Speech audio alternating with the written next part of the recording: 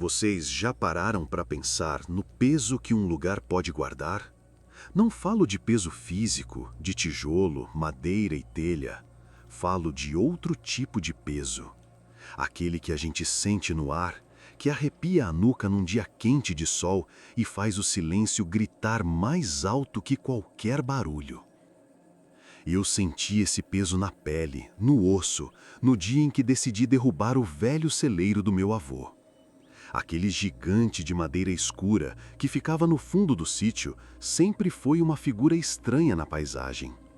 De dia, sua sombra parecia uma mancha fria na terra quente. À noite, contra a luz da lua, ele parecia um bicho velho e cansado, guardando a escuridão dentro de si. O ar ao redor dele era diferente, mais denso, com um cheiro que misturava mofo, capim seco e algo mais. Algo que eu só consigo descrever como o cheiro de segredo. Um cheiro de tempo parado. Naquele dia, o sol castigava, e o som da minha marreta contra as vigas centenárias ecoava pelo vale como um coração batendo fora do ritmo. Cada pancada levantava uma nuvem de poeira que dançava nos feixes de luz que entravam pelas frestas. E a cada tábua que cedia, eu sentia uma coisa estranha. Não era só o esforço físico, era como se eu estivesse violando um pacto, quebrando um juramento que nem sabia que existia. Por que um lugar tão simples, tão rústico, me causava tanto desconforto? Que histórias aquelas paredes de peroba rosa, marcadas por décadas de sol e chuva, se recusavam a me contar? Eu estava ali para botar abaixo uma construção velha, mas mal sabia eu que, na verdade, eu estava prestes a desenterrar algo que nunca deveria ter visto a luz do dia. O sítio das Paineiras, herança do meu avô Nonô, sempre foi um lugar de paz, pelo menos na superfície. A vida ali corria mansa, no ritmo do sol e da chuva. O cheiro do café forte da minha avó, Dona Zilda, se misturava com o cheiro da terra molhada de manhãzinha. O som era o dos pássaros, do gado no pasto e das prosas demoradas na varanda.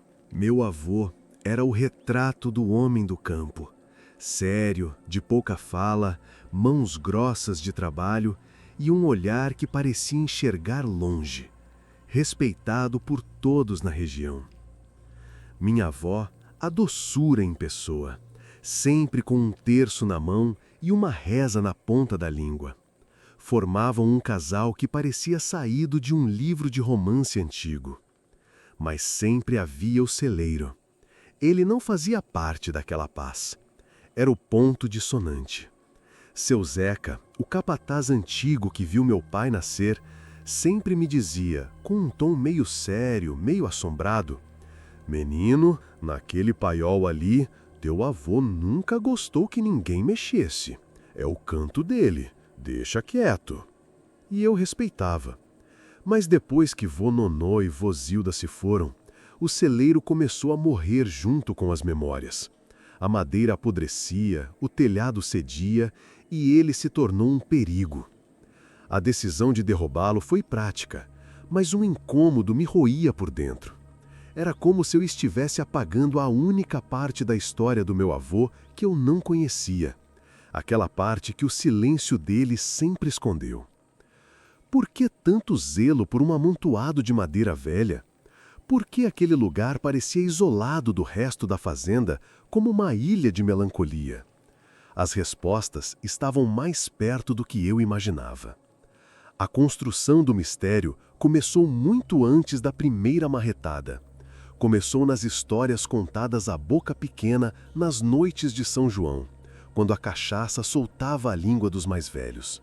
Falavam de uma moça, uma tal de Lina, que tinha desaparecido por aquelas bandas há mais de 60 anos. Filha de um coronel vizinho, inimigo de morte da família do meu avô por causa de terras. A história dizia que ela tinha se apaixonado por um rapaz proibido e, numa noite de lua cheia, simplesmente sumiu. Virou lenda. Uns diziam que tinha fugido para o mundo. Outros, mais supersticiosos, juravam que ela tinha virado assombração e que seu choro ainda podia ser ouvido perto do jequitibá gigante que dividia as duas propriedades. Eu sempre achei que era só causa de roça, coisa para assustar criança. Mas, conforme eu comecei a trabalhar na demolição do celeiro, a lenda da moça que sumiu começou a fazer um barulho estranho na minha cabeça. Coisas esquisitas aconteciam. Ferramentas que eu deixava de um lado apareciam do outro. Às vezes, no meio do esforço, um vento gelado passava por dentro da estrutura, mesmo sem ter brisa nenhuma do lado de fora.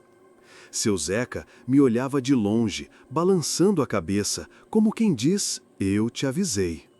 Uma tarde, enquanto eu descansava na sombra, juro que ouvi um sussurro vindo de dentro do celeiro. Um fio de voz de mulher, tão baixo que pensei ser o vento. Mas o ar estava parado, completamente parado. O que era aquilo?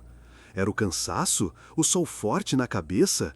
Ou o lugar estava finalmente começando a conversar comigo?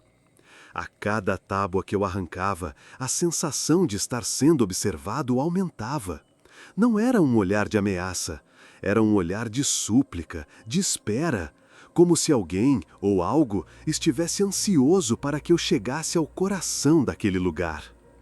O clímax veio no terceiro dia de trabalho. Restava apenas o esqueleto do celeiro, as grossas vigas de sustentação que pareciam garras fincadas na terra. A viga mestra, a maior de todas, era a última. Era um monstro de madeira, escura e sólida como rocha. Amarrei as cordas, engatei no trator e puxei com toda a força. Houve um rangido que pareceu um grito de dor, um estalo seco que cortou o silêncio da tarde, e então o colosso de madeira veio ao chão. O impacto foi tremendo, a terra tremeu, e foi nesse momento que aconteceu. O lugar onde a base da viga estava fincada, uma área com um concreto mais antigo e remendado, se partiu. A poeira subiu e quando ela baixou, eu vi. Havia um buraco. E dentro do buraco, uma caixa de metal, pequena, toda enferrujada pelo tempo e pela umidade. Meu coração disparou, gelei. Com as mãos trêmulas, peguei a caixa. Era pesada. Usei uma talhadeira para forçar a tampa, que cedeu com um gemido metálico.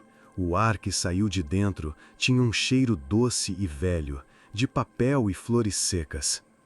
Dentro, arrumado com um cuidado que atravessou as décadas, havia um pequeno maço de cartas, amarradas com uma fita de cetim que um dia fora azul.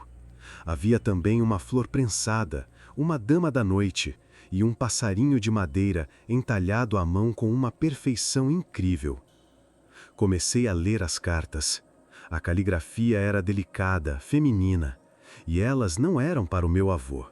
Eram dele, assinadas por seu nonô, para uma mulher chamada Lina.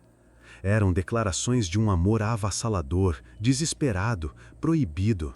Falavam de encontros secretos ali mesmo, naquele celeiro. A última carta gelou minha alma. Nela, meu avô marcava a fuga dos dois. Ele dizia, me espere à meia-noite, ao pé do Jequitibá. Deixarei esta caixa no nosso esconderijo. Se eu não chegar, saberá que algo deu errado.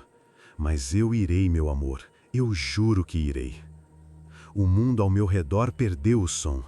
Fiquei ali, sentado na poeira, com a prova de um passado que ninguém nunca ousou mencionar.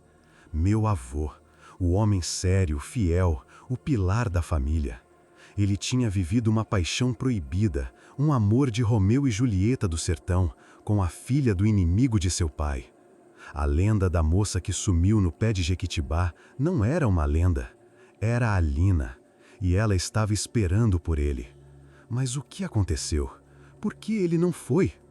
Olhei para a casinha simples onde ele viveu por mais de 50 anos com a minha avó, e um nó se formou na minha garganta.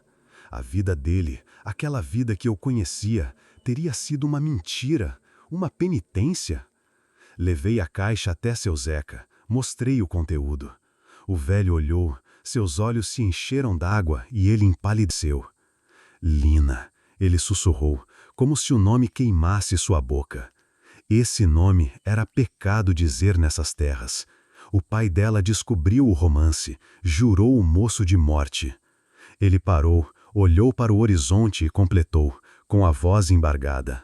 Na noite da fuga, dizem que os irmãos da moça fizeram uma emboscada para o teu avô. Ele quase morreu, menino. Passou meses entre a vida e a morte. Quando melhorou, a família da Lina já tinha se mudado daqui. Sumiram e ninguém nunca mais tocou no nome dela. Ele não me deu uma resposta final. Ele me deu o pedaço que faltava de uma tragédia. O celeiro não guardava um fantasma, guardava a promessa de um amor que foi impedido de acontecer. A ausência do meu avô não foi covardia, foi uma fatalidade. Hoje, no lugar do velho celeiro, a grama cresce verde e forte. Mas para mim, aquele espaço nunca mais será vazio.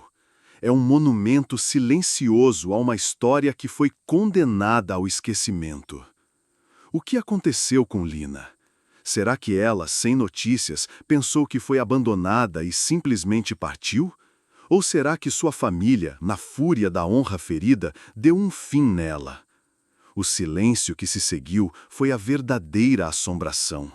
Um silêncio imposto pelo medo, pela dor, pela vergonha. Meu avô viveu sua vida inteira ao lado da minha avó. Foi um bom marido, um bom pai. Mas quantas noites ele deve ter olhado para aquele celeiro e se lembrado da promessa que não pôde cumprir. Aquele olhar distante que ele tinha, agora eu entendia. Não era só cansaço, era saudade, era culpa, era o peso de um segredo. O celeiro não revelou um passado proibido por ser pecaminoso, revelou um passado que foi proibido de existir, uma felicidade que foi roubada. E talvez, ao derrubar aquelas paredes, eu não tenha destruído um lugar, mas libertado uma memória. Libertado o amor de Nonô e Lina do cativeiro do silêncio, para que, de alguma forma, a história deles finalmente pudesse descansar em paz. Ou será que tudo isso é só a minha imaginação tentando dar um sentido poético para uma caixa de cartas velhas? Eu não sei, só sei que o ar, ali, ficou mais leve. Essa história, a história real do meu avô, me fez pensar. Quantos outros segredos, quantas paixões proibidas, quantos causos de cortar o coração não estão por aí, escondidos em celeiros velhos, baús trancados e na memória silenciosa dos mais antigos, por todo esse nosso Brasil. Cada porteira, cada estradinha de terra, cada casa de fazenda guarda um passado. E você? Já ouviu alguma história parecida na sua cidade, na sua família? Tem alguma teoria sobre o que realmente aconteceu com a Lina? Acha que ela fugiu ou teve um fim trágico? Deixe a sua opinião aqui nos comentários. Eu adoro ler as teorias de vocês e prosear sobre esses mistérios. Se você gosta de histórias como essa, que arrepiam e fazem a gente pensar, se inscreva aqui no canal Segredos do Interior. Não se esqueça de ativar o sininho para não perder nenhum caso novo. A gente se encontra no próximo vídeo desvendando mais um segredo escondido no coração do Brasil.